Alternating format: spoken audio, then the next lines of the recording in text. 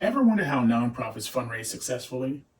Well, I'm going to count down the 4 fundraising elements that most all successful nonprofit organizations and charities use to hit their fundraising goals. And at the end of this video, I am going to give you a bonus element that all successful nonprofits use. And finally, this is all going to be based on Giving USA for 2021. That's going to be based on total giving in the United States in descending order. So let's get started. Number 4, corporations. Last year, corporations gave about 4% of total giving in the United States. And typically, corporations give based off of their profits as well as in their marketing budget. Sometimes they'll give in that way. Corporations generally support special events like golf tournaments, galas, things of that nature. But also you can receive funds through their employees. Often the companies will match what an employee will give. And many corporations, larger corporations, have foundations where there's an application process where you send in your application for local community giving. The goal for nonprofit charities when working with corporations and companies is monetary support, meaningful partnerships, as well as leveraging their resources. Often you can get help with marketing, legal fees, things like that. Do this by scheduling regular meetings, finding out what their needs are, as well as explaining yours. Number 3, planned giving. In 2021, planned gifts amounted to about 9% of all giving in the United States.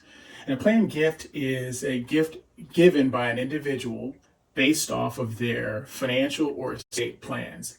It's usually a gift given that's arranged right now but allocated for a future gift.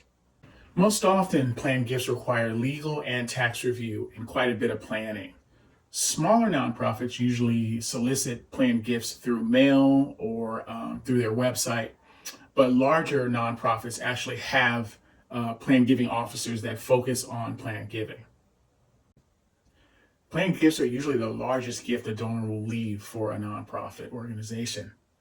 The goal here is to maintain a very good relationship and good standing with the donor throughout their lifetime. Do this by having several interactions throughout the year, inviting the donor down, keeping them abreast of what's happening at your nonprofit.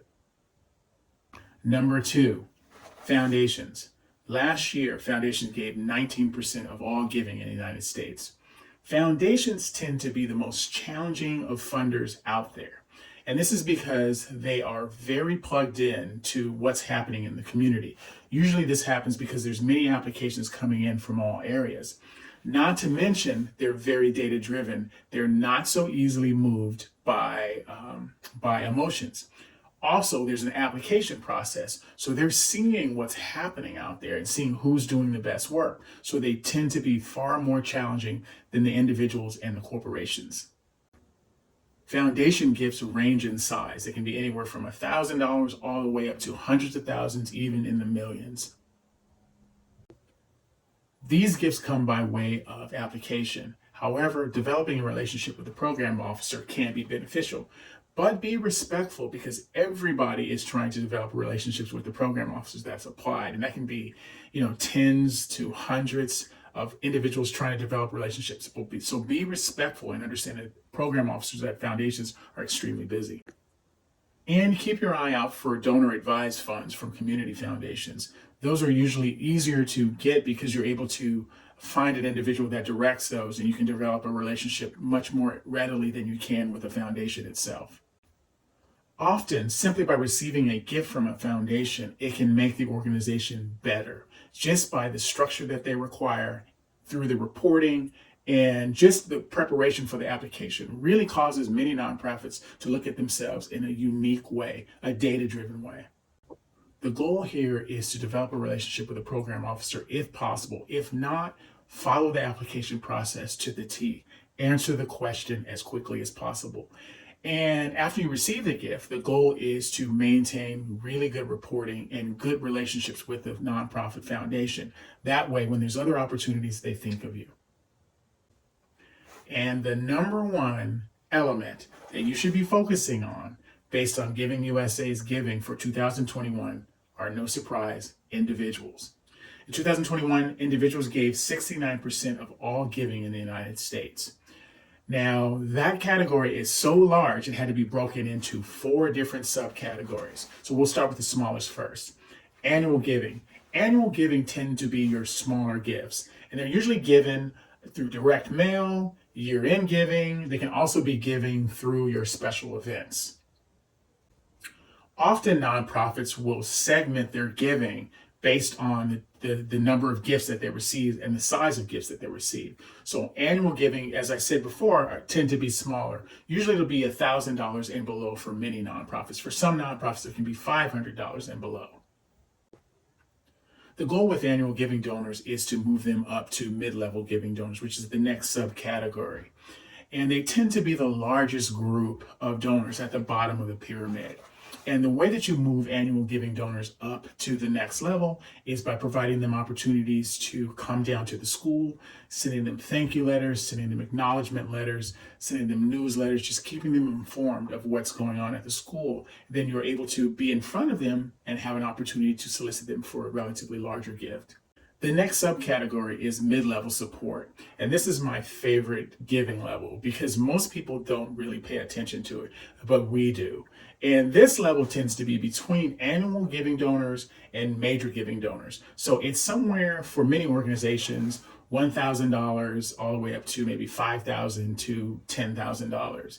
And these particular donors are unique because you're able to start developing a relationship with them. Usually in annual giving donors, you don't have a relationship yet with them, but in mid-level you do. And you often can connect them with some membership revenue programs that you're able to connect them to. Something like the Adopt a Pet program or Adopt a Student program. This connects them. You're not strongly connected with them yet, but you're connecting with them.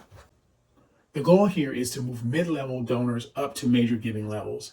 And you do this by the same way you do with annual giving, is you provide them opportunities to give more support to the school. And you do this by phone calls, invitations, thank you letters, e-newsletters, tours, opportunities for them to come down to further embrace the organization and become much more involved, therefore giving a larger gift. If this video is resonating with you or others that you may know, please hit the like button, subscribe, ring the bell, and share this video.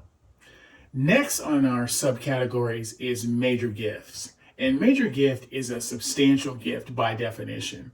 And usually a major gift requires planning, organization, and some timing. It's not something that just normally happens. Usually it's developed over time. It usually starts off as an annual gift, turns into a mid-level gift, and then becomes a major gift. These gifts usually happen by way of planning, relationship building, and a direct ask. And they're usually specific to programmatic as well as capital needs.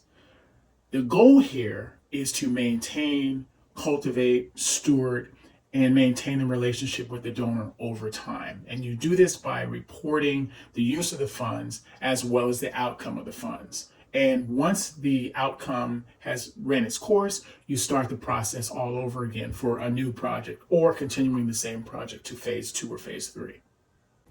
The next subcategory, the last subcategory, is special events. And the reason why I chose to use that last is because it's a combination or a hybrid.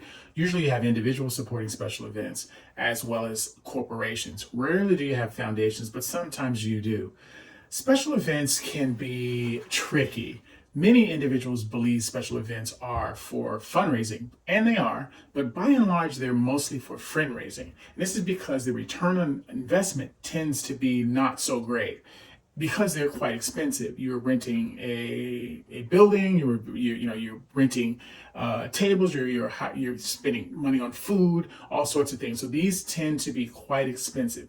It can range anywhere from 20% to 50% return on investment.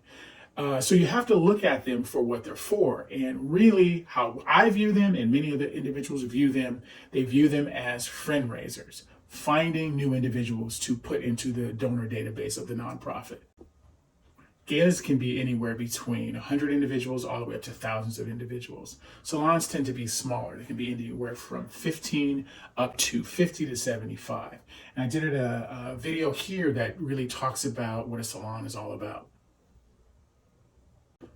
The goal here is to find new donors, also to raise funds, but the primary goal here is to find new donors and get their names in the donor database so you can start them becoming annual donors, mid-level donors, major donors, and then eventually plan giving donors. And now for the final bonus element, the fifth element, and that is development plans. All successful nonprofit organizations and charities develop an annual development plan. And those plans must include goals, objectives, strategies, short-term and long-term, measurements, responsibilities, and adjustments. You repeat that over again. The development plan is so critical to the success of most nonprofits. I will do a video in the future on development plans because they require quite a bit of work. If you're struggling to hit your fundraising goals, I'd like to help. Even though I'm not taking on any clients, I can at least give you some advice and point you in the right direction. In the description below, I'll put my email if you want to reach out to me. If you like this fundraising advice and it motivates you, please like, subscribe, and ring the bell and share this video with other development officers you may know. And check out this video on how to get donors to give more money. And check back next week on a new nonprofit fundraising video.